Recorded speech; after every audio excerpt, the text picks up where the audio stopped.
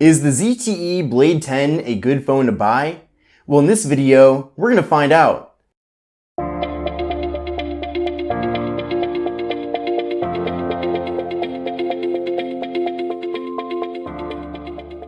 Hi everyone, this is Kevin here, coming at you with my ZTE Blade 10 review. Now I do want to disclose here that I did get this phone with my own money. This device was not sent to me, but ZTE has sent me phones in the past. So I do want to make that really clear before diving into this. Now this device is available for $179.99 at ZTEUSA.com, and it is available factory unlocked for GSM carriers. So if you're in the US, this is going to work really well with AT&T, T-Mobile, Metro by T-Mobile, Cricket, and smaller GSM carriers like Mint Mobile. Now the device features a 6.3-inch display at 1080p with a 400 ppi and a 19:9 aspect ratio. It features a teardrop notch here at the top, which houses the 16 megapixel front-facing camera. The device has 64 gigabytes of internal storage with SD card expansion. There is no wireless charging with the phone, but it does feature a fingerprint sensor on the back. So we'll try that out right now. So very quick there with the fingerprint sensor.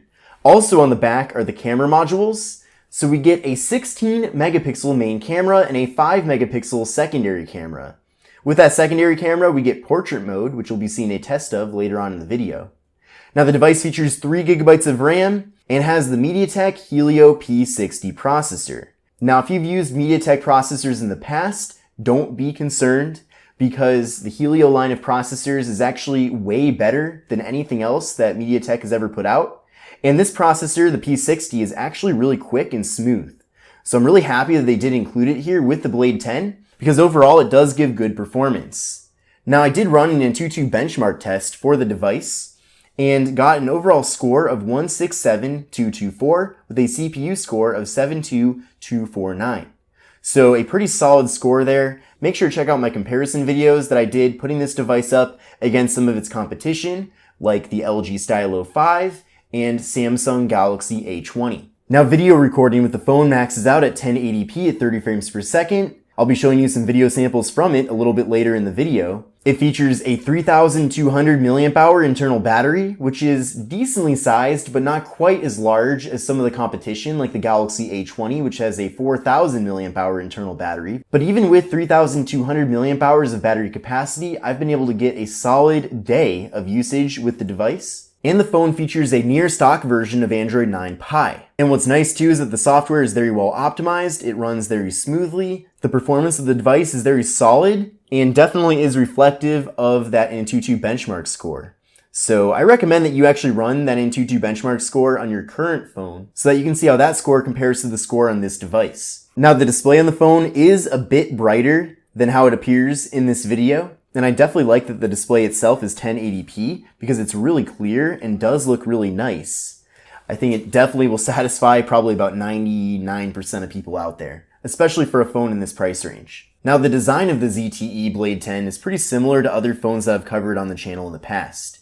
Basically having a teardrop notch at the top and a little bit of a thicker chin at the bottom. When viewing the device head on, it almost looks identical to the Umidigi X and the Galaxy A20, which is pretty interesting, but I suppose that this design is really what's hot in 2019. Now earlier in the year, I actually saw a preview to this phone at Mobile World Congress in Barcelona, Spain. So they had, at that show, and it was in February of 2019, they had the ZTE Blade V10, which is kind of the international variant of this device. And I even made a video about it, so make sure to check that out on the channel. But over the summer, they apparently prepped this phone for a US launch, but essentially they took that design of the ZTE Blade V10, made some changes to it, and then recently launched it in the US as the ZTE Blade 10. So they dropped the V from the name, and I actually like that they did that because it makes the name of this phone consistent with the other phone that ZTE launched very recently, which is the ZTE Axon 10 Pro. So we have the Axon 10 for flagship, we have the Blade 10 for mid-range. So ZTE really offers something for everybody. But you can see close up here, everything looks super crisp and clear with the display. I'll show you a test of YouTube on the phone in a little bit, but let's take a deeper look at the hardware here. So on the left side of the phone, we have the slot for the SD card and SIM card. If you do put a micro SD card in the phone, it will support up to 2 terabytes of size. So very impressive there. Then on the right side of the phone, we have the power button, which is in red, and we have the volume button. Then on the top of the phone, we have the 3.5mm headphone jack and the noise canceling microphone. Then on the bottom of the device, we have the microphone, we have the USB-C port for charging and data transfer, so definitely nice to see that it does have USB-C, and we have the speaker. Then on the back side of the device, we have the camera module, we have the flash, we have the fingerprint sensor, which is extremely quick, so I'm very happy with that fingerprint sensor. It's probably one of the best fingerprint sensors that I've used on a budget device. We have the ZTE logo, and a nice piano black finish on the rear of the phone. Now it's definitely a fingerprint magnet, but I do think it looks very attractive. By the way, if you hear a leaf blower outside, it looks like the landscapers are doing some landscaping, but that's not gonna stop me from making videos. And the international version of the Galaxy A20 is currently being offered on Amazon for $170. So watching video content on this device is where it really shines, because you are able to view videos in 1080p. That's definitely something that you can't do with competitors, actually the two phones in this video, the Umidigi X and Galaxy A20, because both of those phones are 720p. So you have the compromise of having LCD for the display, but you get 1080p, so there's definitely a clear bonus there with having that instead of having 720p. But the speaker quality on the phone is very good as well, definitely gets the job done. Not quite as good as what you'd find with a flagship device, but still, I'm very happy with the speaker quality from the phone. The phone is good for both casual gaming and moderate gaming for games like PUBG Mobile. So whether you play PUBG Mobile or something lighter like Candy Crush, you're gonna have a good experience with the device. Now I've been very impressed so far with the photo and video quality from the ZTE Blade 10. The front-facing camera is definitely one of the best that I've seen from a phone in this price range. You really are able to take great looking photos that pop, and if you were to post them on Instagram or Facebook or wherever, nobody would know that these photos have been taken from a device that's under $200. I wouldn't go as far as saying that the photo and video quality is as good as what you'd find with a flagship phone like the Galaxy S10 or iPhone 11. But definitely for a phone at under $200, this device is a class leader. If you do take a ton of video content though, you might want to consider going with a flagship instead, but definitely for photos, this device is really able to produce some great looking results. Let's now go over to some video samples from the ZTE Blade 10. Hi everyone, this is Kevin here, coming at you with a test video from the ZTE Blade 10 using the front-facing camera. So let me know what you think of both the video quality and the audio quality from the video. Really interested to know what you think about it, but this device does have a 16 megapixel front-facing camera, so I'm expecting to get pretty good video quality from it, but let me know what you think in the comment section below. Hi everyone, this is Kevin here, coming at you with a test video from the ZTE Blade 10. Let me know what you think of the video quality from the device, as well as the audio quality from this video using the phone's internal microphone. I'm going to pinch to zoom right now. This is 4x digital zoom.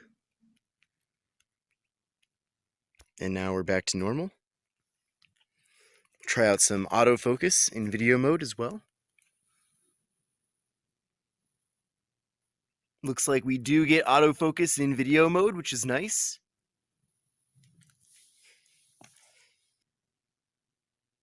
But let me know what you think of the video quality.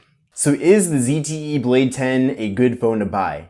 I think it is. It definitely checks off the boxes in the places that really matter. And for me at least, that's performance and camera quality. Now I do wish the phone did have 4 gigs of RAM versus 3, but since it does have the MediaTek Helio P60, pairing that with 3 gigs of RAM has actually given me good performance. You're able to easily scroll through web pages and view content on the phone.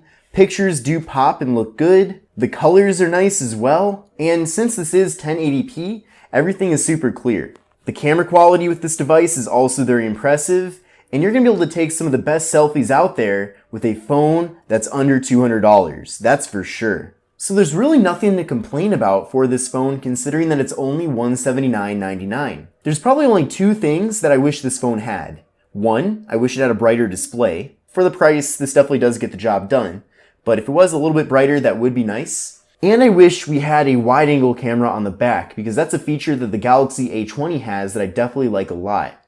but I think the good camera quality with the existing cameras on the phone do make up for not having a wide-angle camera. But let me know what you think about the ZTE Blade 10 in the comment section below. And if you want to buy it, then take a look at the link in the video description and head over to zteusa.com. But I hope you enjoyed the video. Give me a thumbs up if you liked it, and I will see you in the next one.